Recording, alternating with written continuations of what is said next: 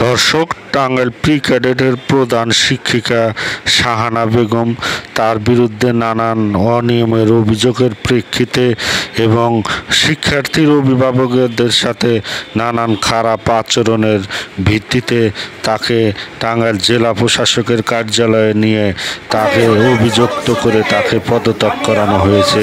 সেই পদত্যাগের ভিডিও আপনাদের দেখাচ্ছি, ভিডিওটি না টেনে বিস্তারিত দেখতে থাকুন।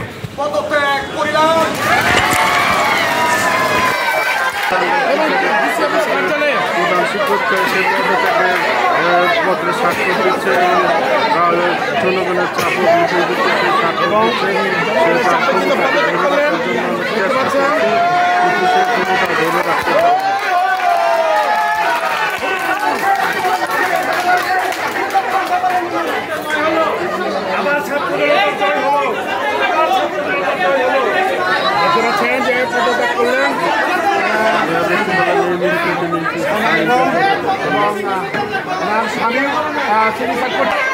নির্যাতিত জয় হয়েছে।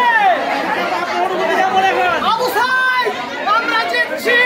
আমি আবার তোর ছবি আঁকবো ভাই। আবু সাইদ, তোর জয় হয়েছে।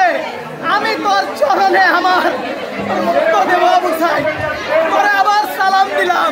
আবু সাইদ, ভালো থাকিস, যেখানে আছিস।